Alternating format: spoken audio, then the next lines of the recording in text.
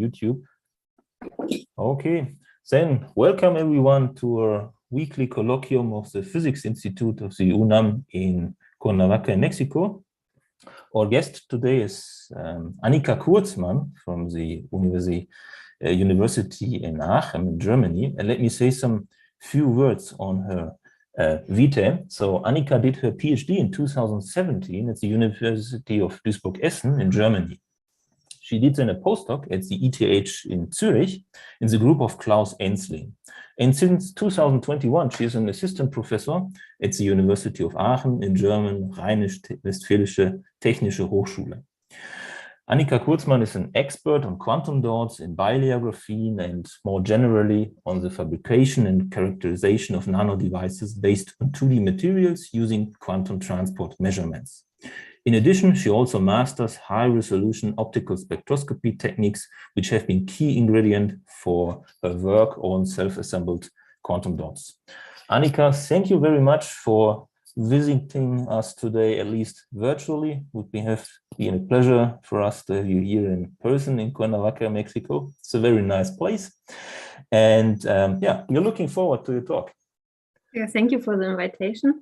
And yeah, today I will talk about the work I did at ETH Zurich during my postdoc, and it's about graphene quantum dots and the spin and valley degree of freedom. But first of all, I would like to show you why quantum dots are interesting, and you can use quantum dots for quantum computers, so they can be one building block in quantum computers as qubits.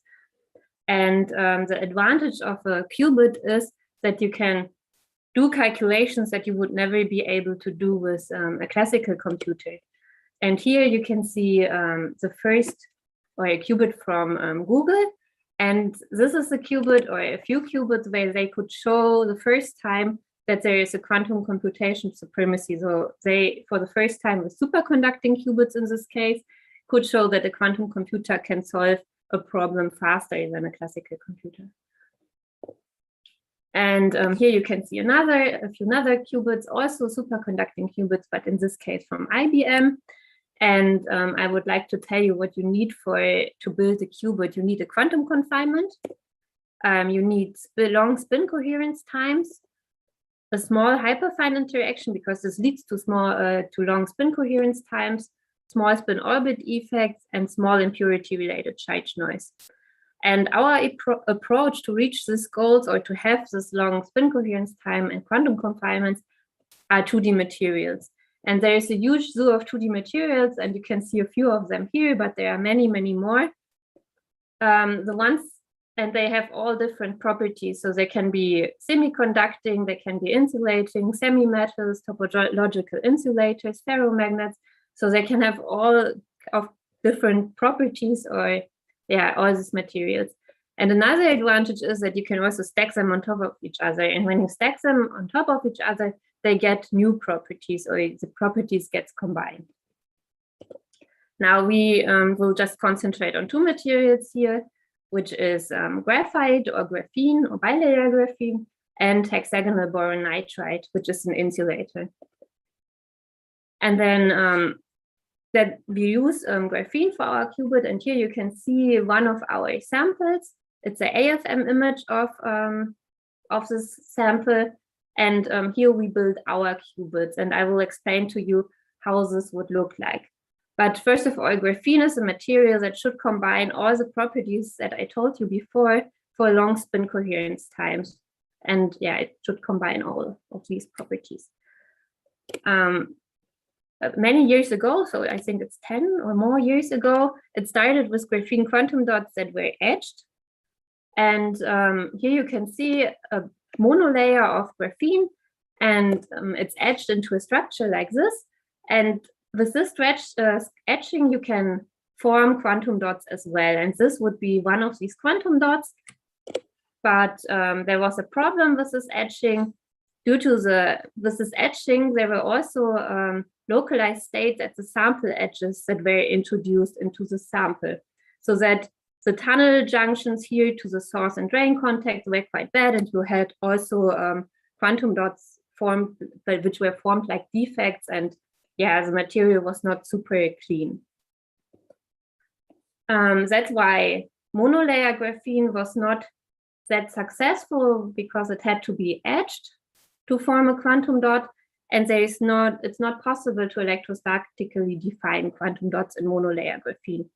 That's why we went to bilayer graphene, because monolayer graphene has this linear dispersion that you can see here. And now bilayer graphene has a parabolic dispersion. And when we apply a electric field, we can open a band gap. So the band structure looks like this, and we can open a band gap in the order of 100 milli-electron volts. And this band gap now can be used to electrostatically define quantum dots. For this, we have to embed the bilayer graphene into HBN, which is quite important because it's important for the quality of the bilayer graphene. With the HBN, you get a really nice, clean environment for the bilayer graphene.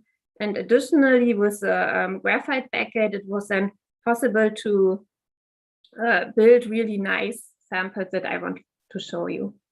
We start with our flakes here, with the graphite flake on the bottom. Then we have one HBN flake, a bilayer graphene, and another HBN. So you can see in the structure now that the bilayer graphene is nicely encapsulated in this HBN and protected from dirt, from the environment. And yeah, you can form really clean devices in this bilayer graphene. And the graphite backgate was also quite important because it's close to the bilayer graphene now, and there are not a lot of impurities around our sample. This stacking, or putting these flakes on top of each other, is done in a glove box that you can see here. And here you can see a microscope where some wafers with exfoliated flakes are lying below the microscope. And then you can see the transfer arm here. And on the tip of this transfer arm, there is a stamp. And with this stamp, we can collect all the different flakes and put them on top of each other and deposit it on a wafer. After stacking, we go to the clean room for about 2 weeks and fabricate our gates on top of the stack. And these gates, the first gates are source drain contacts. They are etched to the upper HBN layer, and then we get contact to the bilayer graphene flake and can measure a current through the bilayer graphene. In the next step, we evaporate split gates on top of the bilayer graphene. Then we need a layer of aluminum oxide, which is just an insulator, so that we can deposit another layer of gates. And this is our sample structure now. And I will explain to you how this works in the next slides. This is again the sample structure on top of the stack with the bilayer graphene and the HBN. And here you can see an AFM picture of the device, where here we have the split gates again in gray, and on top there are the finger gates. Now, to understand the quantum dots in the beginning, we will reduce our device to just one of these finger gates, and I will explain to you how we form the dots.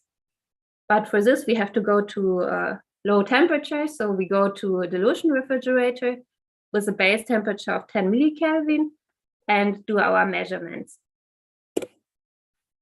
Here you can see a sketch of the sample. The bilayer graphene would be the pink part here. Then we have the source drain contacts, which are the contacts to the bilayer graphene, so that we can measure a current through the bilayer. And here you can see, and with the dashed line, the split gates, which are on top of the bilayer graphene. Now, we can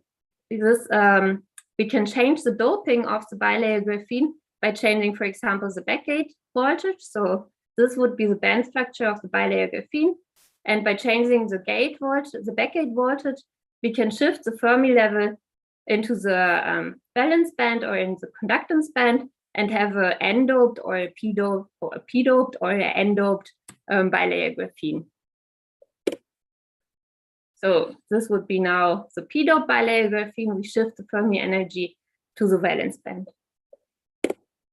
Now with 2 gate voltages, so we need the second gate on top of the bilayer graphene now, we can shift the Fermi energy into the band gap so that this region is now insulating, the white region, and just the blue region is conductive. And therefore we have a channel now here. To form the quantum dot, the next layer of gates is needed. And now we will apply voltages to this gate here. So we already have this channel in the bilayer graphene. And I will show you what's happening when we apply voltages to this gate here. What you see here is the current through this channel, how it changes with the gate voltage. And here you can see the band structure in the source contact, in the drain contact, and below the finger gate, so in this region here. Now we have just a low voltage at this finger gate, so we just see the current through this channel here, and everything is still p-doped. When we increase the voltage at the finger gate, also the region below this finger gate gets insulating, because with the band structure we are in the band gap now, or with the Fermi energy we are in the band gap. And in the current you can see that we pinch off the current completely, so there's no current through this channel anymore. When we increase the voltage even more, the region below this finger gate is now n-doped, while the rest of the bilayer graphene is p-doped. So that in between there is, we have to go through the band gap, and this band gap forms a tunnel barrier, so that we have here a small island of n-doped bilayer graphene and a p-doped bilayer graphene, and this island has a size of about 100 by 80 nanometers.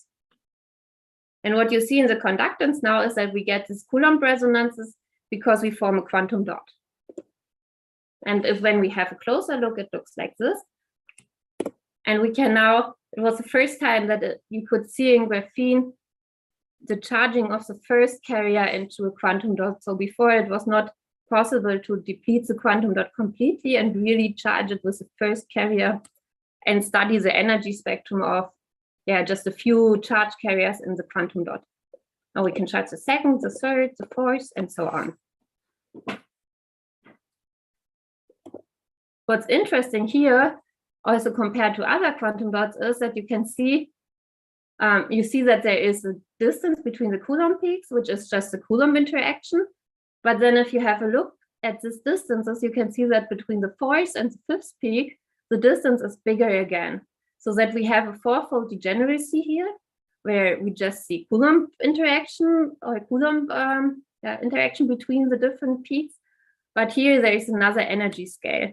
And compared to gallium arsenide, for example, it would be a degeneracy of 2, but now in graphene we have a degeneracy of 4, because there is an additional valley degree of freedom. Because in graphene we have 2 atoms in the unit cell, and this leads to the additional degree of freedom of the valley. And when we have a look at the band structure, we can also see that the physics is different at these different valleys. So this is the band structure of now monolayer graphene, because in bilayer it looks a little bit more complicated. And you can see the different values, the K and K prime valley, always here on these points. And now if you have a look at these points, you can already see that the blue band, once is on the left side and once on the right side, so that the physics at these points is a little bit different. But we will also see this in our measurements later. What we can also do with our quantum dots now is invert all the gate voltages, and instead of having a quantum dot that stores electrons, it can also store holes. So in this case now, the bilayer graphene is n-doped, and we tunnel holes into the quantum dot. And the trace then looks like this. So it looks quite similar, just that the gate voltages are inverted. Now I would like to explain to you a little bit the finite bias spectroscopy that we can do with our quantum dots, because it's an important measurement for us to get an energy scale for the quantum dots, and to get charging energies, the size of the dots, and all these parameters. What you can see here is now, we call it Coulomb diamonds, where we change the source drain voltage on the y-axis and the plunger gate voltage on the x-axis. Now what the plunger gate voltage does is, if we have a quantum dot here, it has different energy levels, and we have a source and the drain contact. And the plunger gate now shifts this energy levels. And now in this case here, we can tunnel through this energy level. So we are at a point here where we see a high conductance, or if we would take a cut, we would see our Coulomb resonances. Now we shift the gate, we change the plunger gate voltage, and we can go to a region in between, where we can now see that there is no state in the quantum dot resonant with the source and the drain contact, so that the current is quite low. So when we have a white area here, we don't observe a current, and in this gray area, there is a current. But now we can also open up the source drain bias. That's what's happening on the y-axis here. And then we see tunneling in these windows. And on this line, for example, we are in resonance with the source contact so that we can tunnel through the quantum dot. And now we can shift our quantum dot levels again by changing the plunger gate. And as you can see here, we are still in this window where tunneling is possible. And now the other line appears due to when we are in resonance with the drain level, and then we get the second line here. So we get this line when we are in resonance with the source level, and this line with the drain level, and this is the bias window that we open up. Now this measurement is important for us because we get information from this measurement. But first, I would like to show you a real measurement. So these are the Coulomb diamonds again. We first just concentrate maybe on the left side. We can nicely see the lines that I explained to you. We're tunneling where we are in resonance with the source or the drain contact. And then we can see how we charge the quantum dot with one carrier, second carrier, and a third one. And this is now a little bit different configuration. So we use 3 gates here, and 2 of them are used as barriers. So the outer both gates are in the band gap and form tunnel barriers. And the gate in the middle can be changed so that we now can continuously go from hole occupancy to electron occupancy in the dot, which is quite nice that we can have a bipolar operation and show that we can empty the quantum dot and go from electrons to holes and have tunnel barriers that are tunable. And this and what we can also now use this Coulomb diamonds for is we can see excited states, for example. So there is not just the ground state that I showed to you before, but there can be higher states where we can also tunnel through, which can be seen in this Coulomb diamonds. And we can see the charging energy. So the charging energy is always the energy we need to charge the next carrier into the quantum dot. And this is always given by the size of this Coulomb diamond here. And from the charging energy, we can also get the size of the quantum dot, because if you have a small dot, you have a huge charging energy. So you need a lot of energy to put the next carrier into the dot. And if you have a big quantum dot, you have a small charging energy. And that's what we are doing here now. We are changing the outer gate. So it's the same design as before. We have 3 gates on top of the channel in bilayer graphene. One is used as a plunger gate, and the outer 2 are used to change the barriers. And here there is no voltage applied to the barriers, so that you can see that the band structure around the quantum dot is not changed.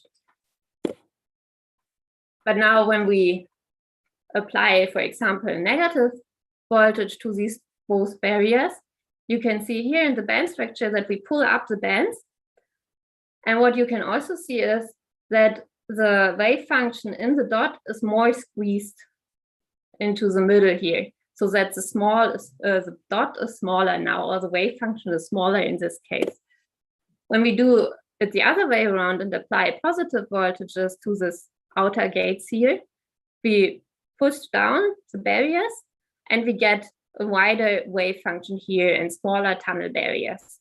Therefore, we can change the size of the dot now by changing these 2 barriers.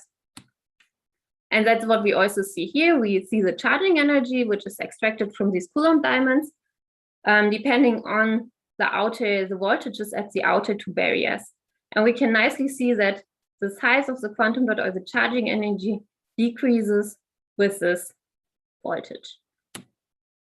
But it's not just the size of the quantum dot that changes, it's also the properties changes, and I would like to show you one of the properties. in a magnetic field. And here you can see our Coulomb diamonds again. And this is just a cut at 0 source bias. So we see this Coulomb resonances again. And now we apply a magnetic field. And this magnetic field shifts the Coulomb resonances. And we can see now how the energy levels react on the magnetic field. And this is the evaluation.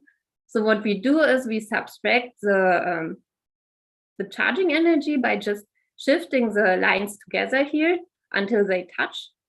So if you look at this red data points here, it's this line, the blue data points is the next one, and then the green one is this one, and the yellow one, this one.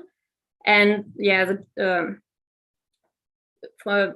come from this picture to this one, they are just, these lines are shifted together until they touch. And that's how we subtract the charging energy and see this energy splitting in our measurements. And what we see here, so we first just look at the lower two states, and we can see that one state shifts down in energy quite a lot and one shifts up in energy quite a lot. And the splitting you can see here is much bigger than the Zeeman splitting because it's our valley splitting. And if you would calculate a G factor, similar like you would do it for a spin, you get a G factor of 74 for this measurement. And we see this because we have a orbital magnetic moment that arises from the Berry curvature, and it has the opposite sign for the K plus and the K minus valley, so that we can see that one of the valleys, or the charge carrier in one of the valleys, the energy gets lower with the magnetic field, and for the charge carrier in the other valley, the energy increases with the magnetic field. And we get, yeah, a valley splitting comparable to the Zeeman splitting, but now it just reacts on the perpendicular magnetic field, while the spin splitting also, I mean, it doesn't depend on the direction of the magnetic field. And now we do this measurement for different sizes of the quantum dot. And what you can see here already is that the splitting is a lot smaller than in the measurement that I showed to you before. So this is for a small quantum dot. And yeah, we changed it with this outer barriers. And this is for a big quantum dot. And here we get a valley G factor of 30. And here we get a valley G factor of 74.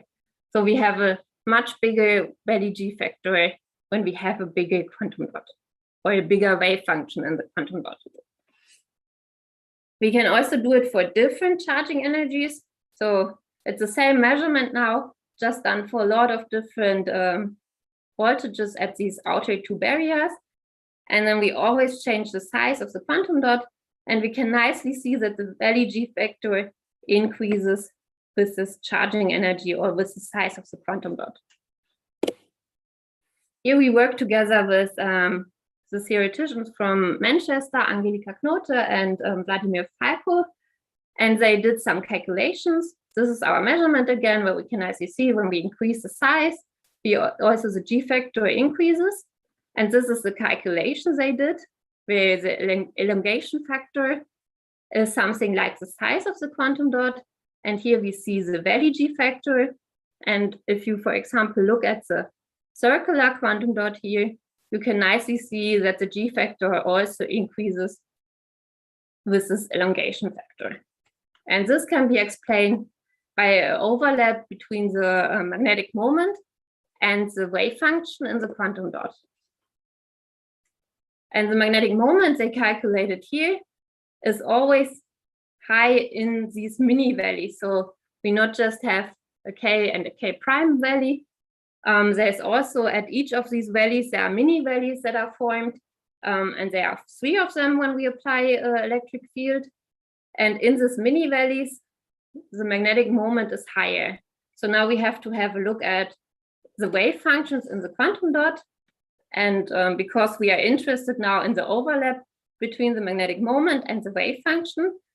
And when we have a look at the wave functions here, for a smaller dot, we can see that the wave function is more spread over the whole area here.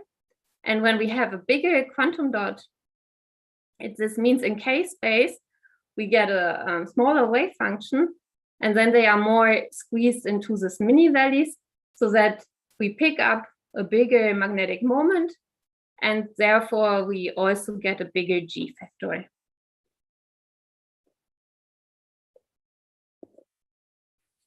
We can also see this in measurements directly of the Coulomb resonances when we have a quite circular dot. And that's what you can see here. These are our Coulomb resonances again. And now we can see that they bunch in 4, then in 8, and then in 12. And that's, you would not expect for a quantum dot in bilayer graphene, because if you don't use the mini values, you would just expect additional degeneracies of 1 and 2. With additionally, I mean, you also have the spin degree of freedom and you have the valley degree of freedom. So that 1 dot here would mean you have a degeneracy of 4, and 2 dots here would mean you have a degeneracy of 8. But from this spectrum here, without the mini values, you would not expect a degeneracy of 12. So you would not have a bunching of 12 of these Coulomb resonances. But that's what we clearly see. And here, this is always the energy, the addition energy or the energy between 2 Coulomb resonances. And we can clearly see that we have a bunching of 4, then of 8, and then of 12 Coulomb resonances. And this is also due to the many values. So it can just be explained by the mini values, which lead to another degeneracy of 3 in our quantum dots, so that we have the degeneracy of 3 from the mini values, 2 from the spin, and 2 from the valley, which leads to 12 Coulomb resonances. Now, for the mini values, I would like to quickly show you also another measurement that we did. And for this, Caroline Gold, who was a PhD working on this, measured a channel in bilayer graphene. So now we don't have a finger gate, it's just this channel. But what she used is a tip, an AFM tip, where she can apply very high voltages. So she applied voltages between plus and minus 10 volts and scanned around these areas here, so that this voltage also acts as a, or this tip acts as a movable gate that can be moved across the sample.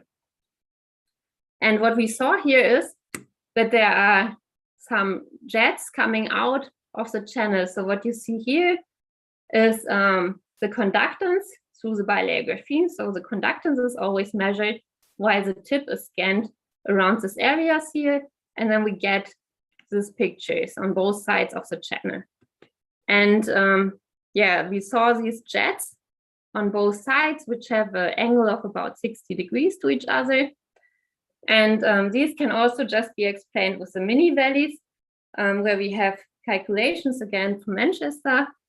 And yeah, they could show that with the mini valleys, they could explain here the Fermi contour, which has the form like this for the different valleys. And now the charge carriers move perpendicular to this Fermi contour.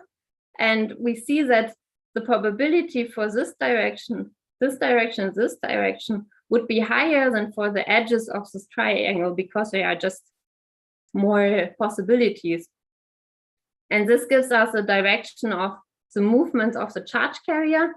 And then they also had to include some anisotropy of the wave functions, and got also these 2 jets that we observed in our measurements.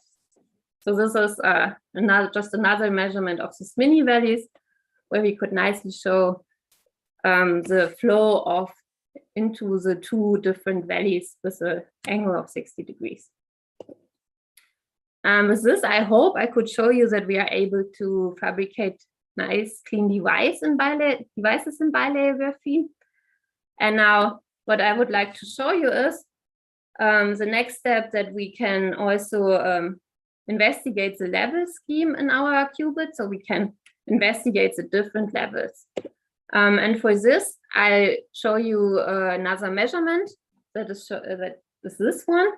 And for this measurement, we opened up the barriers for the quantum dots quite a lot, so that the coupling to the leads is very, very strong.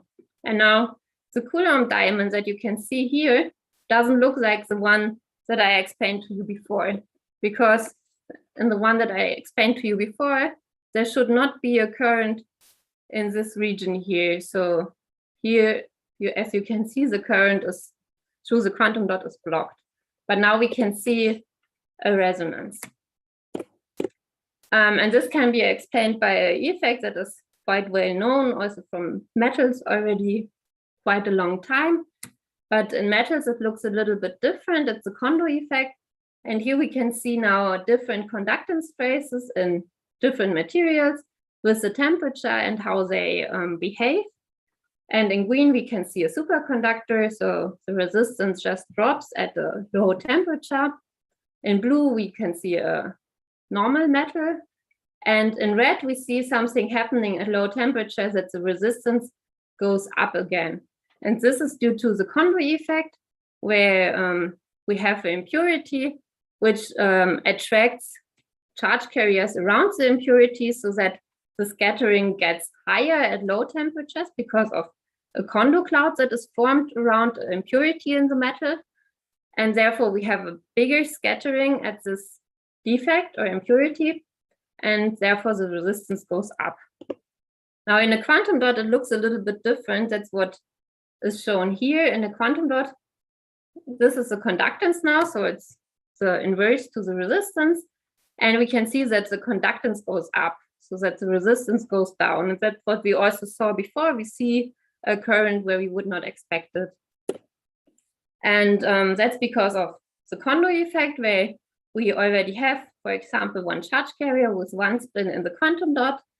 And with the virtual state, and due to the Kondo cloud now, this charge carrier can hop out of the dot and be replaced with another carrier. And this is now the Kondo effect in a quantum dot. And this explains why we see a current when in principle we don't have available state within the source grain window. Now here it's shown with a spin, but it can also happen with a valley. So we can have one valley in the quantum dot, or one charge carrier and one valley in the dot, and this one hops out and be replaced by another one. Or this can happen with the spin and the valley at the same time, and then it's called SU4 Kondo effect. But I think this is not important for the next part of my talk. But one characteristic of this Kondo effect in quantum dots is, as I told you, this higher conductance in the middle of the Coulomb diamond, but also the temperature dependence. And that's what we see here. So this is a cut in the Coulomb diamond at 0 source grain bias, and we increase the temperature. And what we see is, when we increase the temperature, the conductance through the quantum dot is decreased. And that's also a characteristic of the Kondo effect, because the Kondo effect is just possible below a critical temperature. So when we are above this critical temperature, there is no Kondo effect anymore, and this resonance will disappear. Now I would like to show you the magnetic field dependence, because we can learn a lot about the different states in the quantum dot from this magnetic field dependence. And here you can see a cut now along this axis here of one of these Kondo resonances. And we apply a magnetic field, and we can see that it nicely splits into different resonances here. And this is a map now where we change the source grain bias. So a cut in this direction would be our Kondo resonance again. And now we change the perpendicular magnetic field. And in the perpendicular magnetic field, we know that the valley splits up, and that's what we see in these two lines here. But also the spin splits up, so we have a Zeeman splitting, and that's what we see here in this line. Now when we plot the maximum here in a different plot, we can nicely see that in principle at 0 magnetic field, both lines should run together, because I told you we have a degeneracy of the spin and the valley. But at 0 magnetic field, now they should be degenerate and run together at 0 magnetic field. But that's not happening here. And we could explain it with the spin orbit coupling. So this small energy splitting is the spin orbit coupling in our bilayer graphene quantum dots. And when we look at the energy levels now in a perpendicular magnetic field, what is happening is we have a small splitting. And in this measurement, we always observe the difference between two energy levels. So if you just look at these two levels, they would be the different valleys, where once we have a negative G factor for the valley, so it's in one valley, and additionally a negative G factor for the spin, and we see this energy level. Then we have a positive G factor for the valley and a positive G factor for the spin, so that we get the next one. And that we can do for all the states, so that we get these energy levels for a spin up in a K valley, a spin down in a K valley, spin up K prime, and spin down K prime. And what we see in the Kondo measurement now is always the difference between these states. So we see the difference between these states, which is then just the spin splitting, with this spin orbit splitting at zero magnetic field here. And we get a spin orbit splitting of 90 microelectron volts. So it was the first time that we could see it in these kind of quantum dots, because the resolution of this measurement was that nice. And we can also see all the states. So in the measurement before, the problem was that the G factor is that big that a small splitting of the blue and the green energy levels was not possible. But when we rotate the magnetic field, the splitting of the valley becomes smaller, and we can also see the spin splitting here. So now we can see the red, the blue, and the green transition from our energy level, and we can nicely prove that we have the spin orbit coupling here, and that this really is the energy, are the energy levels of the quantum dot for the first charge carrier. But we can also load now the quantum dot with more carriers. And I would just tell you that it was quite surprising for us. The ground state of the quantum dot is the spin triplet state. So in the ground state, we have our the same spin in the different valleys. And usually for other quantum dots, you don't have a spin triplet ground state. You usually have different spins in the ground states. But here we have a triplet ground state. And we can also show this with our Kondo measurements again. This is now for the second carrier, the Kondo measurement. And yeah, we can show that this is our energy diagram where we have the spin triplet ground state that splits up in 3 different states. And then we have a spin singlet valley triplet state that is above. But I will not explain the details now to you. I would just you should just remember that the ground state is a spin triplet state. With this, I hope I could show you that we can finalize level schemes for our quantum dot. And now I will quickly show you another requirement, which is more technical, that you need to determine the coherence times in the quantum dot, which would prove that the quantum dot can be used as a qubit. And for this, we need a detector. So for time reserved measurements, we need a detector, because you are always limited to the current that you measure through the quantum dot. And yeah, you will never measure a single electron in the current through the quantum dot. That's why you need a detector. And here we use another quantum dot S detector. So the design is quite similar to the one before, just that we have 2 channels in the bilayer graphene. And we can form 2 quantum dots. So we can form one quantum dot here and one here. And one is a quantum dot and one is a detector dot.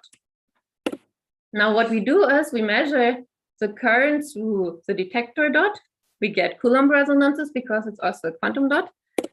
But now when we sit on one of these resonances here and change the voltage of the plunger gate of the quantum dot, then we get a broadened resonance because it just reacts by crosstalk. We don't use the gate on top of this quantum dot anymore. We use this gate to influence the quantum dot here. And that's why we get a broadened resonance. Now we look at this resonance when we charge the quantum dot up here. And what's happening is that due to the Coulomb interaction, we shift this line a little bit. And therefore, when a quantum dot gets charged, we jump from the blue line to the pink line and see a step in our detector signal. And this is really important to measure single electrons because it's much more sensitive to charge carriers. Yeah, and that's how the measurement looked like. And it's also the proof that we really charge the quantum dot with the first carrier, because before it could just be that the current through the dot is very small because we have big tunnel barriers and therefore we don't see the first carrier. But now where we have the detector here, we can really say that it's the first carrier which is tunneling into the dot because it's not detecting a jump before here. And that's, again, the Coulomb resonances that we can nicely see and that are at the same gate voltages, so that also the detector works for time-reserved measurements, and we can really charge the first carrier into the dot. This is now a first time-reserved measurement, so we are also able already to do time-reserved measurements. And yeah, the measurements of the spin coherence times are running at the moment.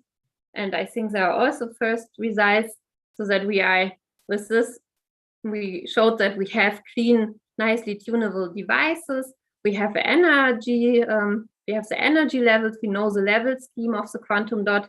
We have a detector and also time-reserved measurements, so that we can, I hope, in the near future, show that we can build nice qubits in bilayer graphene. But this is still left. So with this, I would like to thank the group at ETH, Klaus Enstein and Thomas Ihn, and the PhD students Rebecca Garais and Chuyao Tong and Caroline Gold, who worked on the bilayer graphene dots with me, and also the theoreticians who did the calculations for the Kondo effect, and also from Manchester, the theoreticians who did all of the other calculations. And I would like to thank you for your attention. Okay, thank you very much, Annika. Thank you very much for this very nice talk. Lots of material and lots of very nice results. Are there questions, comments from the audience?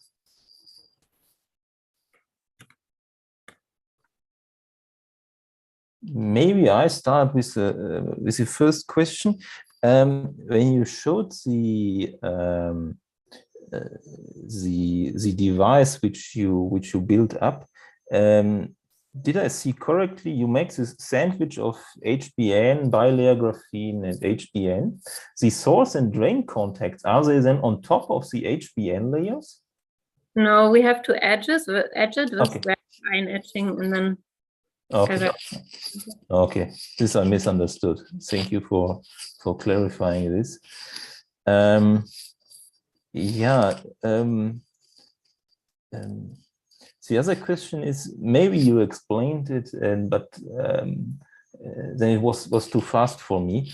Can you explain me again the origin of these mini valleys and why they? Is the first question. The second is why do the two valleys couple differently to a magnetic field? 1 second. It doesn't work. I changed my slides.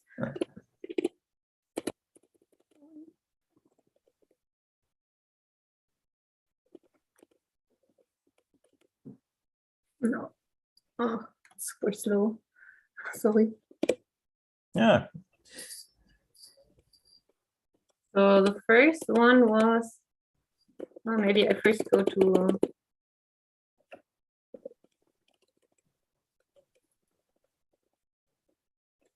No, too fast. Okay. Yeah, the first one was this one, right? And Yes. the second question Yes. was this. Yeah, it's a Berry curvature in bilayer graphene that influences the responsible for the magnetic moment. And you have an opposite Berry curvature in the two valleys. Therefore, you have I see. opposite magnetic moment.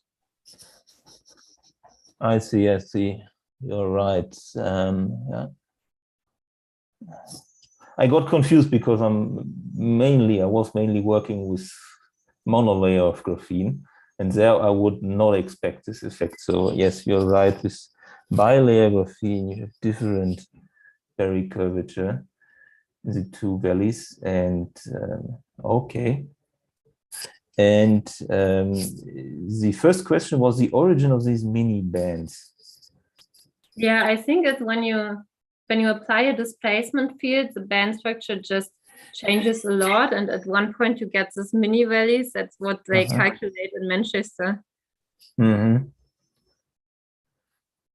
So it's mainly the displacement field that we apply that is changing the band structure. How is this displacement field applied? It's with the two gates. So when you have the two gates, we always call it displacement field, and then you get a asymmetry between the two layers. And this is why you open up the band gap, and then a lot of stuff happens in the band. Okay, I see. And then you explained these two jets with this triangle shaped energy isolines. These ones. Yes. They originate also from these mini valleys, right? They are energy isolines at finite energy, right? At finite Fermi energy.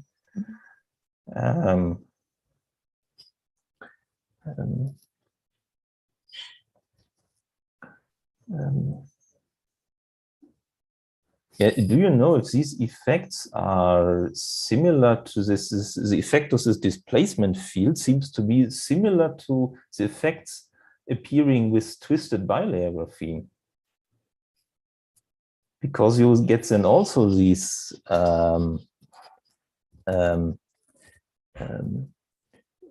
mini Brillouin zones due to this huge Moire pattern in twisted bilayer graphene. So, yeah. Yeah, I think some effects. I think my question is somehow weird.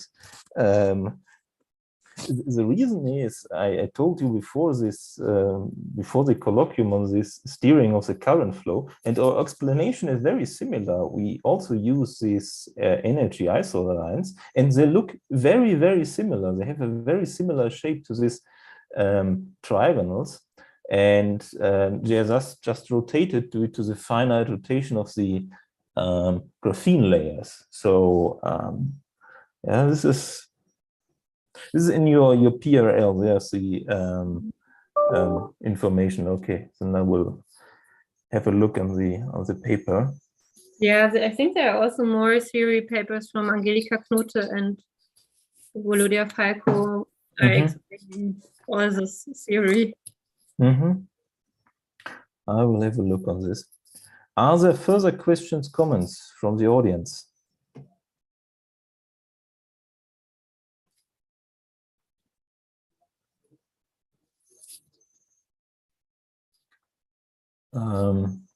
If not, let me use the time and ask you another question.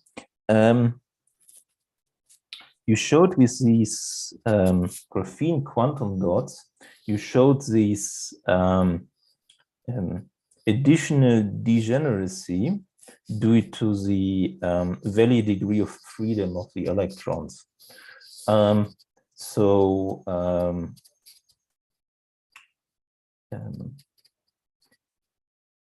Could one use this valley degree of freedom in quantum dots? You know, there are several ideas of making electronics with this valley spin degree of freedom, this valleytronics. And for example, could it be possible to filter with this graphene quantum dots the electrons from one specific valley?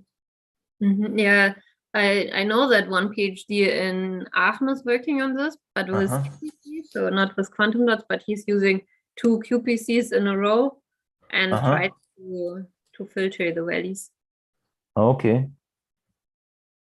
Okay.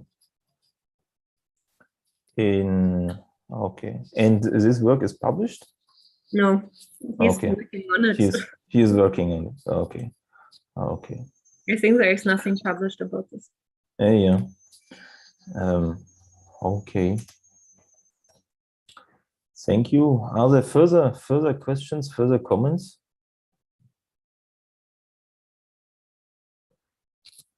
If this is not the case, Annika, thank you very much again. It was a very nice talk, lots of material, and hope to see you next time in person here in Mexico. And yeah, to all of you.